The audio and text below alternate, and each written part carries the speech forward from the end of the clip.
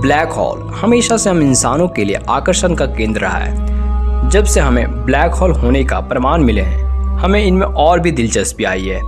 पर यह हमसे हजारों लाखों लाइट ईयर्स दूर होने के कारण इन पर सही से स्टडी कर पाना काफ़ी मुश्किल सा है। 1905 में आइंस्टाइन ने जनरल रिलेटिविटी थ्योरी दी थी। इस थ्योरी के अनुसार ग्रेविटी, जो कि हमारे आसपास स्पेस और टाइम का एक जाल बुना हुआ है, इसे स्पेस टाइम कन्वेचर भी कहा जाता है, जो कि यह समय को भी मोड़ कर रख देती है, जिससे कि हमें ग्रेविटी का एहसास होता है।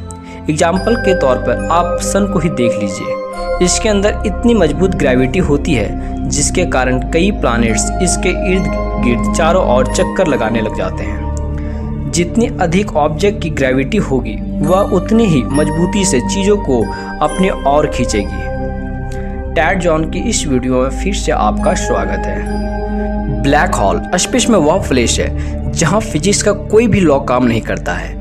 ब्लैक होल में ग्रेविटेशनल फील्ड बहुत ज़्यादा स्ट्रांग होता है और वह इतना स्ट्रांग होता है कि इसके खिंचाव से कुछ भी बच नहीं सकता है। यहाँ तक कि प्रकाश की किरणें प्रवेश करने के बाद वापस नहीं आ सकती है। यानी कि यह हुआ कि इसे देख पाना काफ़ी मुश्किल है। तो एस्ट्रोनॉमर्स ने आखिर इसकी तस्वीर कैसे हासिल की? तो आइए हम जानते हैं कि जब भी ब्लैक होल किसी ऑब्जेक्ट को निगल रहा होता है, जैसा कि आप इस इमेज में देख पा रहे होंगे, इसके बगल में तेज रोशनी दिखाई दे रही होगी। वह गैस और डस्ट क्लाउड जो इतनी डेंस और विशाल है, जो कि अरबों खरबों डिग्री सेल्सियस हीट होकर एकदम से ब्राइट होकर बर्न हो रहे हैं। यह सुपर मैसिव ब्लैक होल के चारों ओर चक्कर लगाते हुए ब्लैक होल में समा रहे होते हैं। इसकी वजह से ही हम ब्लैक होल की प्रेजेंस की पता लगा पाते हैं। अब हैरान करने वाली बात यह है कि एस्ट्रोनॉमर्स ने 27,000 लाइट ईयर दूर हमारे मिल्की वे गैलेक्सी के सेंटर में मौजूद super massive black hole Sagittarius A की तस्वीर ले ली है, जिसका मास 40 लाख सन के बराबर है। यह ब्लैक होल की दूसरी तस्वीर है। इससे पहले 2019 में M87 स्टार्स ब्लैक होल की पहली तस्वीर निकाली गई थी, जो कि एक दूसरे गैलेक्सी में मौजूद था। वह ब्लैक होल हमारे इस ब्लैक होल सजिटेरियस ए से लगभग 2000 गुना ज़्यादा विशाल था और यह इस धरती से लगभग 55,000 लाइट ईयर दूर पर मौजूद है। अब आप सोच रहे होंगे कि हजारों लाइट्स ईयर दूर सुपर मैसिव ब्लैक होल की तस्वीर हमने निकाली कैसे? इसके लिए कितने बड़े टेलीस्कोप की ज़रूरत पड़ी होगी? तो हम आपको बता दें कि इस इमेज को पाने के लिए EHT यानी कि इवेंट होराइजन टेलीस्कोप की मदद ली गई है।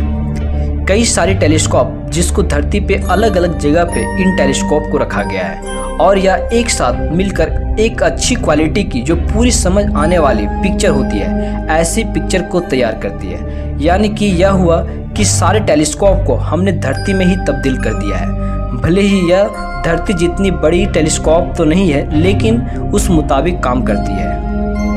यह हमसे हजारों लाइट ईयर्स दूर है और धरती से इतनी दूरी के बीच में गैस, डस्ट क्लाउड, सन की लाइट, स्टार्स और प्लैनेट्स, ये सभी चीज़ें बीच में आती है और इन वजह से सीधे तौर पे हम ब्लैक होल की तस्वीर नहीं ले पाते हैं। लेकिन EHT यानी कि इवेंट होराइजन टेलीस्कोप और अन्य रेडियो टेलीस्कोप की मदद से हम ब्लैक होल से निकल रहे रेडियो वेव्स को कैप्चर कर पाते हैं और इनसे मिले डेटा को इमेज में कन्वर्ट कर लेते हैं। सजिटेरियस ए के डेटा को 2017 में ही कलेक्ट कर लिया गया था, जो आपको अभी इमेज में दिखाई दे रही है। इसे 5 सालों में सुपर कंप्यूटर के द्वारा तैयार किया गया है। इन ब्लैक होल की झलकियां आइंस्टाइन की थ्योरी को अधिक वजन देती जा रही है। इसकी एग्जिस्टेंस को आइंस्टाइन ने खारिज कर दिया था कि ऐसा कुछ भी नहीं होता है, लेकिन अब हमें पता है कि हमारे यूनिवर्स में ब्लैक होल भरे पड़े हैं। ऐसा माना जाता है कि लगभग हर बड़ी गैलेक्सी के केंद्र में एक सुपर मैसिव ब्लैक होल होता है, जैसा कि हमारी गैलेक्सी के केंद्र में है। साइंटिस्ट अब तक इस बात को नहीं समझा सके हैं कि यह इतनी विशाल कैसे होते जा रही है।